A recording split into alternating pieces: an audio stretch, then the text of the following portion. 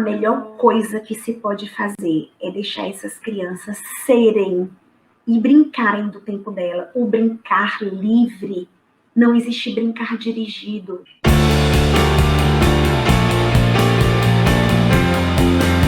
Eu vou iniciar. Não é simplesmente fazendo uma divulgação de livro, não tem nada a ver com isso. Mas eu quero compartilhar um pedaço desse livro, do Elas e o Chão, que é o livro que eu escrevi agora, porque o próximo eu vou escrever com o professor Altino, né? Mas a gente está agora nesse livro, mas eu quero ler um pedaço dele. Por um vínculo. Esse livro, ele foi feito uma seleção para que as pessoas, as professoras do chão de práticas, escrevessem o nosso prefácio.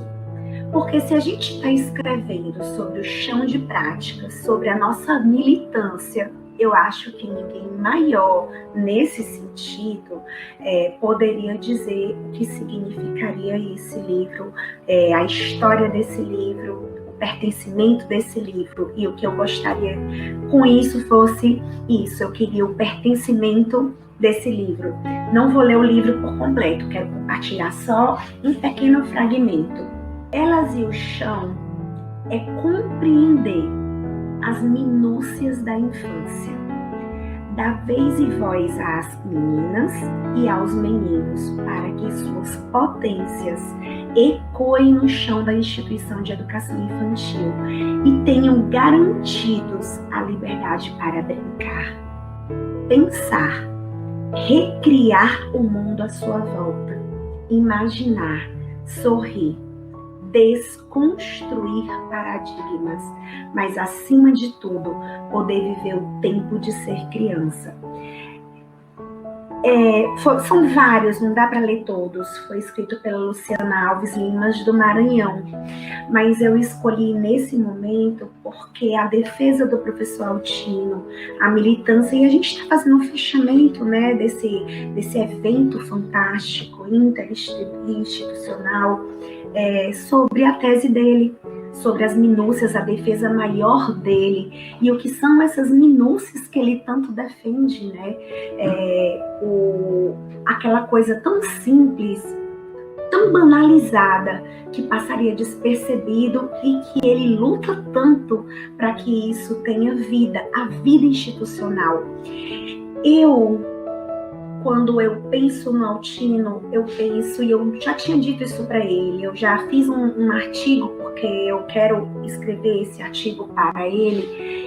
Ele me ensinou a transformar o pão de cada dia em um banquete. Essa minúcia do cotidiano é aquela flor que fica em cima de uma mesa adornada. É uma cadeira colocada para que a criança se sente. É um telefone ao lado, é uma caderneta do canto, é um carinho. O carinho é essa minúcia. É esse detalhe que ia passar despercebido e que no cotidiano você diz, você é importante, você está aqui. As crianças do Integral passam quase 10 horas por dia conosco. E o que nós fazemos em 10 horas por dia? Nós banhamos, arrumamos, faxinamos, robotizamos um almoço. E essa minúcia que ele está tanto lutando e conquistou em alguns municípios foi transformar o almoço em um momento de prazer. Foi trazer o almoço em alguns momentos para dentro de sala. Tem municípios que fazem os almoços dentro da sua própria sala para que seja acolhedor. Outros em refeitórios, mas com mini grupos, com agrupamentos. Então, eu gostaria de ofertar essa descrição para ele como fechamento de ouro, como fechamento de dizer, professor Altino, a sua tese eu li 2 vezes e eu amei todas as travessias e os atravessamentos. Tudo que você escreveu, eu fiz questão de dizer. Eu quero entender para que eu nunca mais seja a professora que eu nunca tive. E vou dar continuidade com um comentário também que eu amei. Eu amei a música da Nájila quando ela falou sobre o tempo. O tempo não volta. O tempo não volta. O tempo é a única coisa que a gente não tem domínio. Então, as crianças, o tempo dessas crianças é um tempo diferenciado. E aí eu vou entrar em 2 pontos.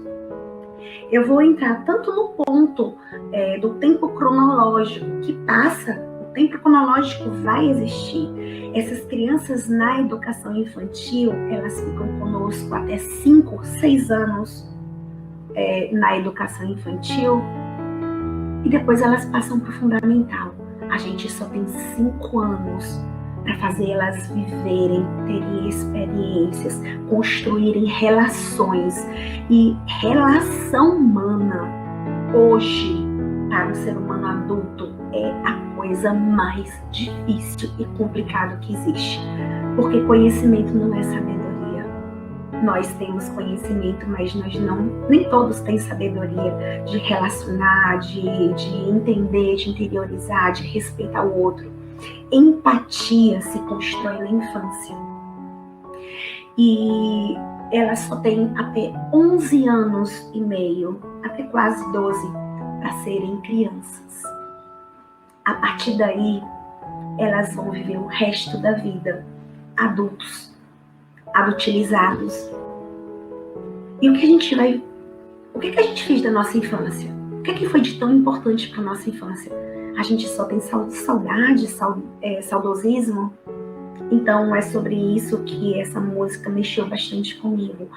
Valorizar o tempo da infância.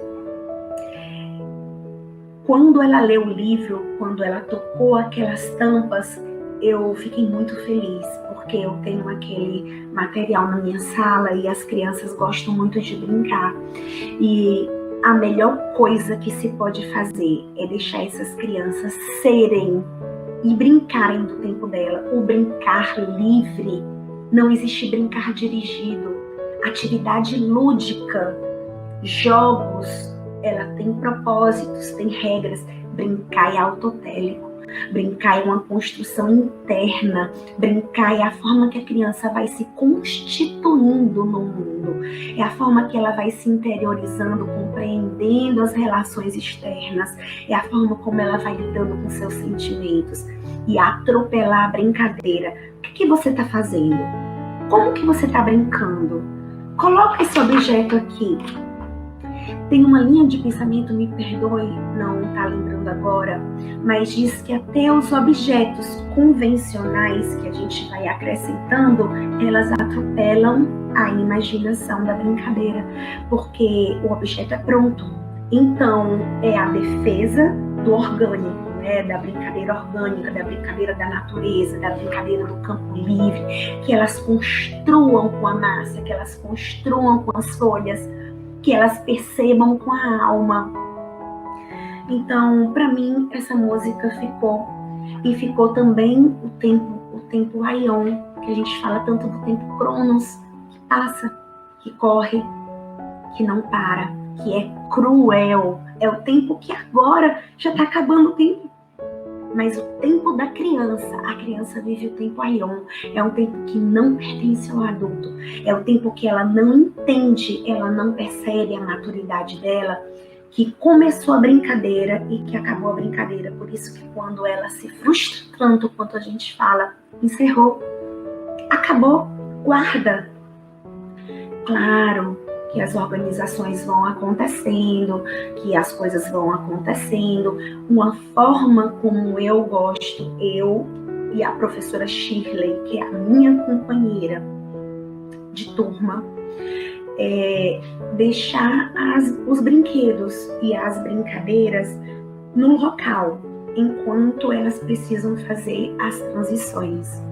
Porque elas retornam.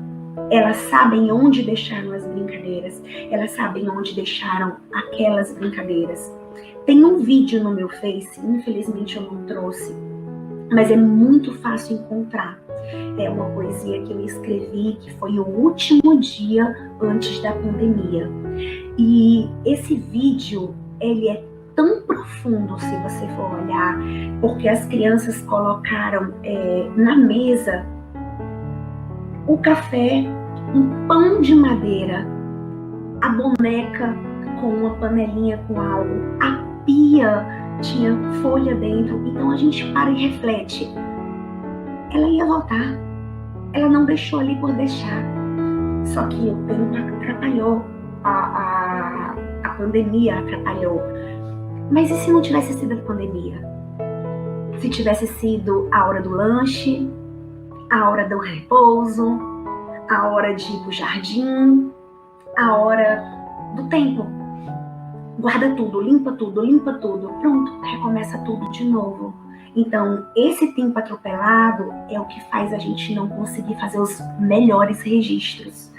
Aí todo mundo pergunta, como é que eu vou registrar a vivência, a experiência dessa criança com um tempo cronológico tão forte? Mas eu vou brincar com uma frase que para mim fez toda a diferença. Quem eu sou hoje não é o que eu quero ser daqui a pouco. Eu quero ser bem melhor. Eu quero ser mais potente. Eu quero encontrar nos meus defeitos, eu quero refletir os meus defeitos e eu quero melhorar. E eu sempre me pergunto uma frase todos os dias da minha manhã.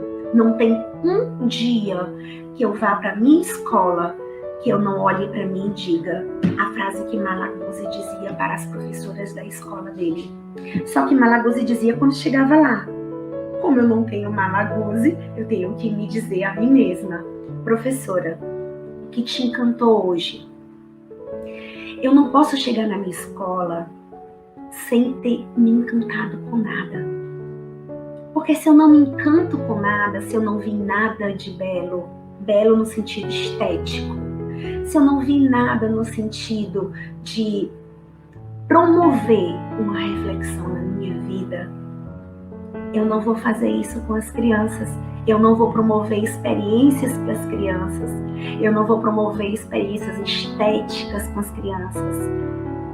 Eu amo olhar um ninho que tem na minha casa. Tem um ninho na minha árvore por um significado especial. É um ninho que existia na época que a minha mãe estava viva e ela amava esse ninho.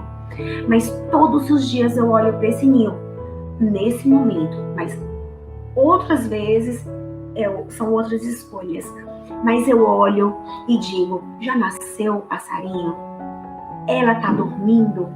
Cadê os olhos dela? Ela tá batendo as asas? Cadê o outro? Cadê a folha? Teve mais galho? Ela voou? Aqui em casa tem bem-te-vi. Presos não, mas aqui em casa voam bem-te-vis pelas árvores. E eu fico escutando o som dos bem-te-vis e eu fico dizendo, meu Deus, o que é que eles querem dizer com eles? Eu acredito numa passagem bíblica que fala que todo ser que respira louve ao Senhor. Então eu fico imaginando o que esse bem-te-vi está clamando a Deus. É fome? É sede? É a árvore dele que acabou? É um espaço para ele construir? Mas as coisas vão continuando e agora eu vou levar isso para o lado da criança. Quando eu vou alimentando a minha sensibilidade estética de contemplar algo, contemplar o sol e procurar até onde o raio do sol bateu, ele foi só até o meio da parede? Ele foi até o chão? No chão ele me mostrou a água que escorreu? Quantas pedras? Quais cores? O vento, as nuvens, a brincadeira mais antiga que a gente tinha, olhar para as nuvens, encontrar formas nas nuvens. Há quanto tempo a gente não fez isso? A quarentena fez a gente refletir sobre muita coisa. Eu vi realmente no Face muito movimento de janela, de nuvem, de árvore, de tudo. Mas precisou uma dor? Precisou realmente uma ferida, acontecer para que a gente pudesse resgatar dentro da gente a preciosidade da nossa essência. Então, eu deixo como contribuição realmente essa questão, para dizer para você, professora, o que te encantou hoje? Não entre na escola antes de se perguntar. Pode ter sido o rio, pode ter sido os tijolos fora do lugar. Olha, me encantou os tijolos fora do lugar. Me encantou porque estava fora, porque estava quebrado. Me encantou porque o muro ainda está rompido. Me encantou, me incomodou. Então, antes que eu começasse, eu gostaria de ter iniciado dessa forma. E eu vou agora partilhar os slides.